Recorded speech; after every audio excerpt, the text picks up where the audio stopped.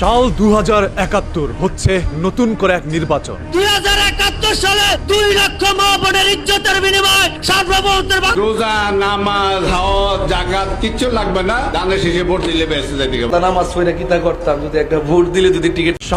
সাল 2071 হচ্ছে নতুন করে এক নির্বাচন। 2071 সালে 2 লক্ষ মা বোনের ইজ্জতের বিনিময়ে সার্বভৌমত্বের বাংলাদেশ। রোজার নামাজ হজ জাকাত কিচ্ছু লাগবে না, শুধুমাত্র একটি ভোট দিলেই আপনারা জান্নাতে যেতে পারবেন। রোজা নামাজ হজ জাকাত কিচ্ছু লাগবে না, দানের শেষে ভোট দিলে বেঁচে যাবে।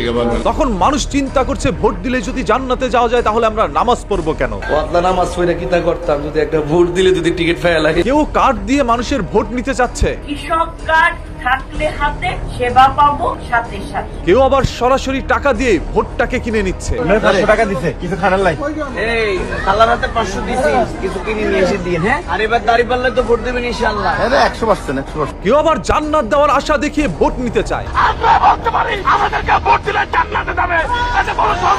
স্বয়ং আল্লাহ তাআলা দাড়িপাল্লাকে নির্বাচিত করার জন্য উঠে পড়ে লাগছে।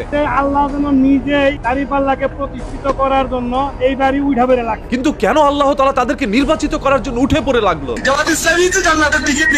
এটা শুনে সাধারণ জনগণের দাবি, জান্নাত কি তোর বাবার দিনের? জান্নাতের মালিক হলো একমাত্র আল্লাহ। তুই সারার বুধ কিসের? আমাদের অশ্লীল ভাষা এসব আমার শৈলে হিডে যা পড়ছে। রাস্তা দিয়ে একজন মুরব্বী হেঁটে যাচ্ছিল, হঠাৎ করে একজন এসে তার সামনে উপস্থিত হয়। তুমি কি জান্নাতে যেতে চাও বৎস? তিনি বললেন হ্যাঁ আমি জান্নাতে যেতে চাই। তখনই বলল, আমার একজন বলছিল ভাই আপনি জান্নাতে যেতে চান না? আমাকে হ্যাঁ যেতে চাই। তাইলে আপনাকে একটা দাড়িপাল্লা ভোট দিয়ে। টাকা পয়সা জান্নাতের লোভ দেখিয়ে যখন ভোট পাওয়া যাচ্ছিল না তখন আওয়ামী লীগ বিএনপি ভাই ধানের শীষে ভোট চাই। ভিডিওর শুরুতেই বলেছিলাম সাল 2071। 2071 সালে যেহেতু 2071 সালের ভিডিও সেহেতু ঢাকেশ্বরী মন্দিরে গিয়ে নামাজ পড়তে পারবে এবং ঢাকেশ্বরী মন্দিরের পুরোহিতরা প্রয়োজন মতো এসে বায়তুল মুকাররমে এসে পূজা দিতে পারবে।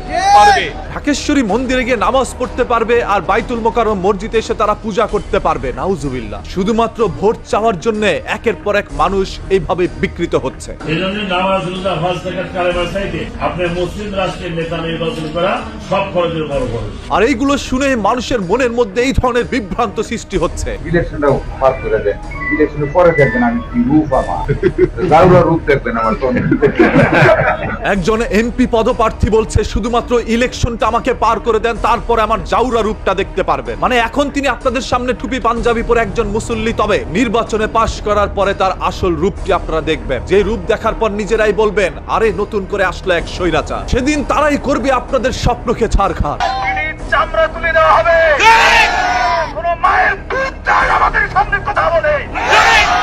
এখন আঙ্গুল দেখা করি নাই। জামাত এবং স্বতন্ত্র প্রার্থীকে তারা ভোট কেন্দ্রে যেতে দিবে না। কিসের স্বতন্ত্র আর কিসের জামাত? তাহলে চাঙ্গা আসলে মুক্তি দেবো ইনশাআল্লাহ। জনাব তারেক রহমান এক কলমের খোঁচায় 33 লক্ষ অপরাধীর মামলা ঢিসপিস করে দিবে শেখ হাসিনার মতো করে। তারেক রহমান হাসিনার মতো এক কলমের খোঁচায় 33 লক্ষ মামলা ডিশ করে দিবে, ডিশ করে দিবে, ফিনিশ করে দিবে। এইগুলো যদি এমপি মন্ত্রীরা বলে তাহলে সাধারণ জনগণ কি বলবে? আগামী জাতীয় নির্বাচন এটা কোনো রাজনীতি নয়, এটা কোনো দুনিয়ার পলিটিক্স নয়। এটা হচ্ছে মুসলমান হওয়ার জন্য, বেঁচে থাকার জন্য, কোরআনের আইন জারি করার জন্য ভোট আমার জন্য একটা ইবাদত। তাহলে এতদিন পর্যন্ত আমরা সবাই কি হিন্দু বৌদ্ধ খ্রিস্টান ছিলাম, এখন মুসলমান হওয়ার সুযোগ পাইছি শুধুমাত্র একটি ভোটের মাধ্যমে? জামাত ইসলামের জন্মটাই মুনাফিকি দিয়ে। যাদের জন্মটা মুনাফিকদের দিয়ে, তাদের সাথে যারা ঐক্যের স্বপ্ন দেখে আমাদেরও সন্দেহ হয় তাদেরও মুনাফিকি চরিত্র আছে কিনা। মানুষের বাড়ির দরজা খুলে বলছে আপনি যদি আমাকে ভোট দেন তাহলে প্রতি মাসে আমি আপনাকে 2,500 টাকা করে দিব।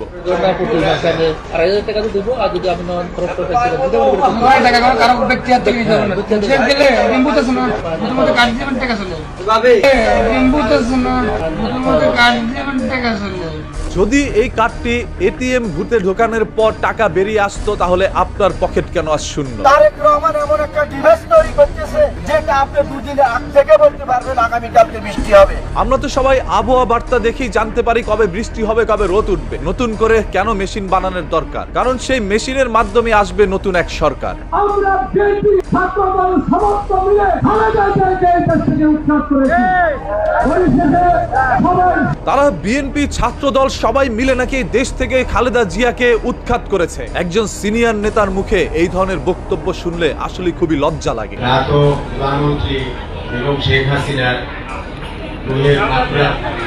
খালেদা জিয়া একই সাথে দুইটি দুঃখ তিনি পালন করে নিলেন, একটি বেগম খালেদা জিয়ার, অন্যটি বেগম শেখ হাসিনা। প্রধানমন্ত্রী শেখ হাসিনা যেইভাবে দেশটাকে পৃথিবীর মাঝে উন্নয়নশীল দেশ হিসাবে যেইভাবে আমাদেরকে মাথা উঁচু করে দাঁড় করেছিলেন, ইনশাআল্লাহ তারেক রহমানের নেতৃত্বে আমরা আবার এই দেশটাকে পৃথিবীর মাঝে মাথা উঁচু করে দাঁড়াতে চাই। তাহলে আমাদের সবার প্রয়োজন এখন শেখ হাসিনার কাছে ক্ষমা চাওয়া। শেখ হাসিনা যেভাবে দেশটাকে উন্নয়ন করেছিল সেইভাবে নাকি তারেক রহমান উন্নয়ন করবে। যদি দুইজন একই রকম হয় তাহলে শেখ হাসিনার ভুলটা কোথায় ছিল?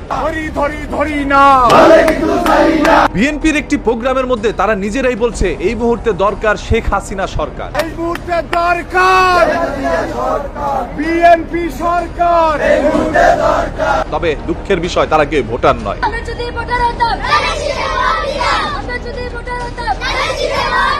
খবরদার, আপনারা কেউ দাঁড়িপাল্লায় ভোট দিবেন না। যদি দাঁড়িপাল্লায় ভোট দেন তাহলে স্বয়ং নবী রাসূলরা নাকি কষ্ট পাবে। আমি বলবো দাঁড়িপাল্লায় ভোট দিলে বেইমান হয়ে যাবে।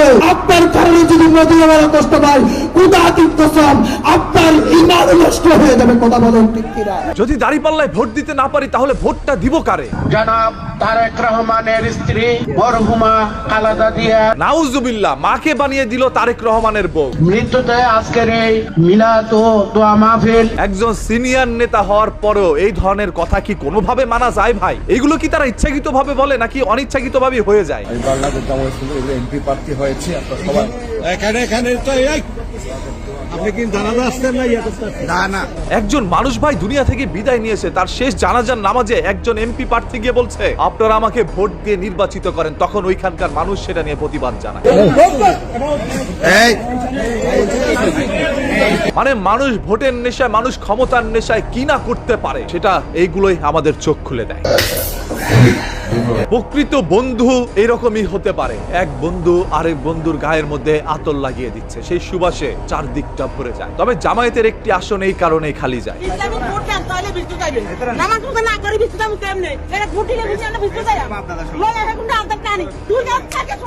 যারা ভোটের জন্য আপনাদের কাছে এসে জান্নাতের টিকিট বিক্রি করতে চায়, এই খালাম্মার মতো করে তাদেরকে আপনারা এইভাবে প্রতিবাদ জানাবেন। আপনাদের মতো বুদ্ধি ফেরাউনের মাথায় ছিল না। ফেরাউন এসে কখনো আপনাদের কাছে জান্নাতের টিকিট বিক্রি করতে চায় নাই। আপনারা ফেরাউনের চাইতেও নিকৃষ্ট, শুধুমাত্র একটু ক্ষমতার লোভে যা খুশি তাই বলছেন এই ধর্মকে বিকৃত করে। আরে অন্য ধর্ম আমাদের ধর্মকে নিয়ে হাসি ঠাট্টা করে না, আপনারা নিজেরাই করেন।